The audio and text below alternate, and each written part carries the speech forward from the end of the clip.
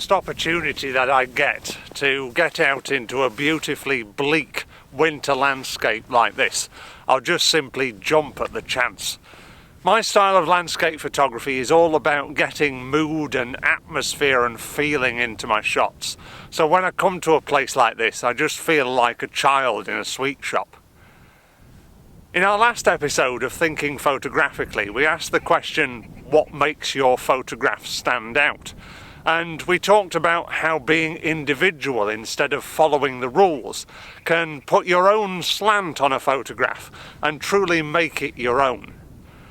In this next episode of Thinking Photographically, we're going to be taking that a step further by looking at how we can imprint our own style and our own feelings onto our photographs in order to really make them personal to us.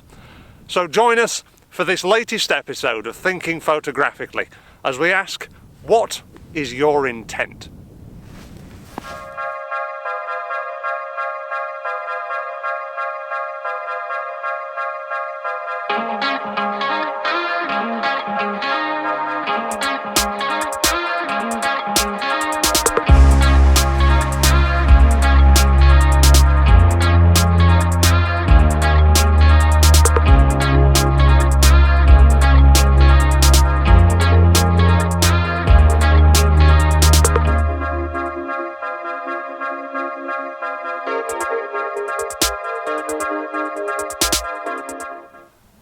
I suppose we first have to ask, what is intent?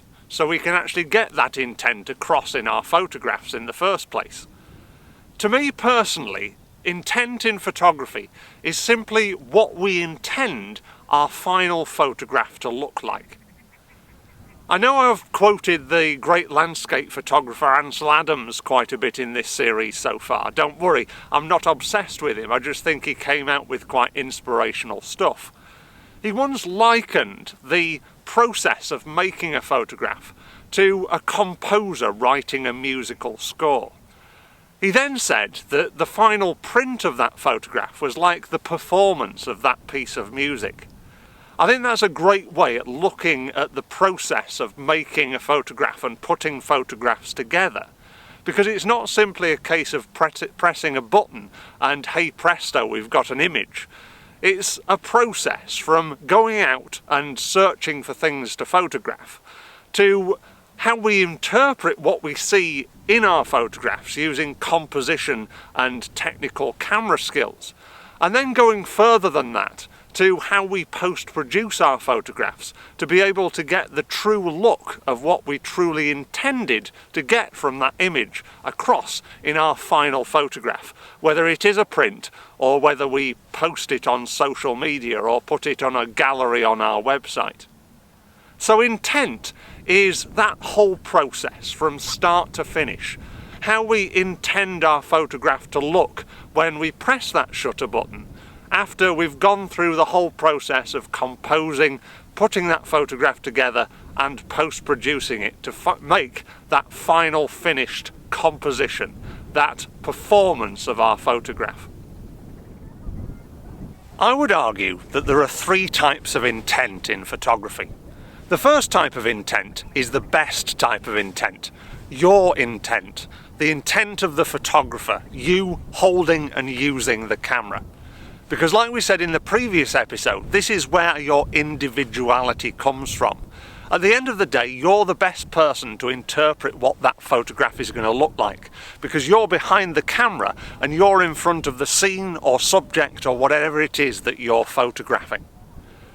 The second type of intent is the intent of the equipment that we use. Now, back in the days of film, this used to equate to different film types. So different types of film would have different looks. You would send your film off to the developing lab and they would all come back with the look of that film.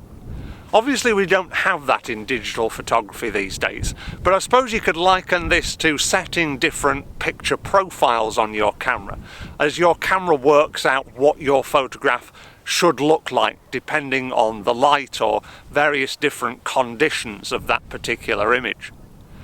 The third type of intent is the intent of the viewer, what we would like the people looking at our photographs to get out of that picture.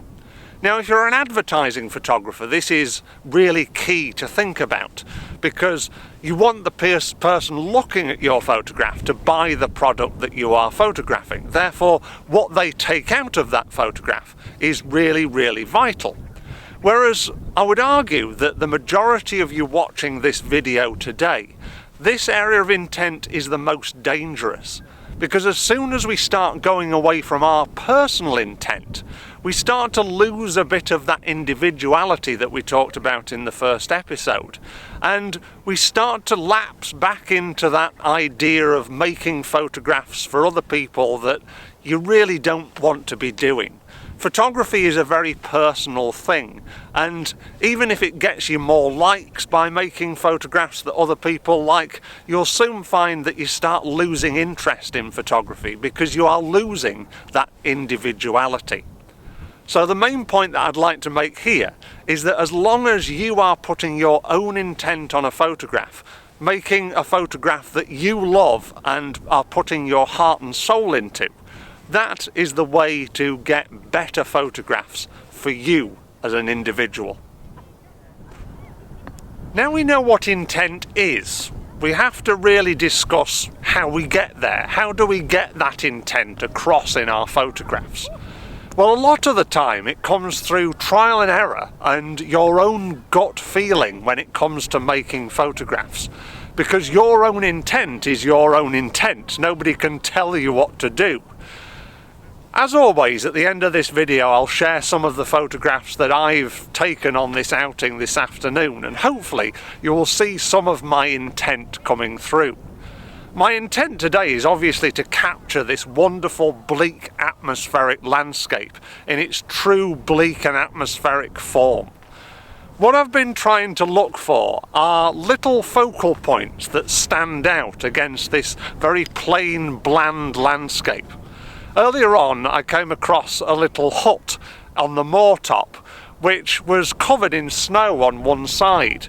And for me, that just encapsulated that feeling of being very moody, bleak, but at the same time giving the photograph something for people to look at, rather than it just being a plain, bland, nothingness landscape. It just cut through that bleakness, but at the same time provided a bit of context to what it is that I was photographing. I've also seen quite a few little stakes and stumps as I've been wandering around as well.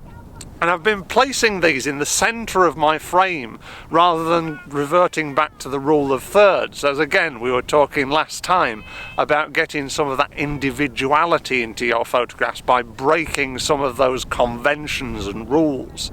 By doing that, not only does it draw people's attention to that focal point, but it also emphasises the bleak and sizable landscape that sits around it.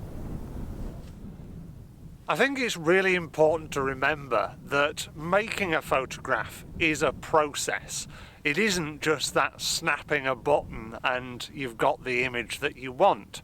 You do have to put thought into how you are composing that photograph, the settings that you're using, how you might want to produce that photograph in post-production afterwards to really get your intent across. On my photo walks, I'll often use what I call my jigsaw analogy, where when we're out in a landscape like this, it's like putting together a jigsaw puzzle. We've got hundreds or thousands of pieces in front of us, and it's our job as photographers to put those pieces together into a coherent image that is going to work as a photograph. I think a lot of people get mistaken by thinking that photography is simply a representation of reality, and to a certain extent it is, but it's more a representation of how we interpret that reality, and that is where intent is really important, because it's our job as photographers to make people look at what we want them to look at and see it in the light that we want to see it in. Hopefully you've enjoyed this video and you've got something out of it. If you have, then please give it a thumbs up. As always, these Thinking Photographically videos are all about sparking conversation. So if you want to share your opinions, or if you have any questions about anything that I've covered in this video, then please put them in the comment section below. Don't forget to subscribe to our channel if you haven't done so already, and hit that bell icon to be notified when we post a new video. You can also check out our latest photo walk schedule at yorkshirephotowalks.com, where you could be joining me in amazing Yorkshire landscapes just like this one to improve your photography skills. And you can also follow us on Facebook and Instagram for all of our latest news and photo walk photographs.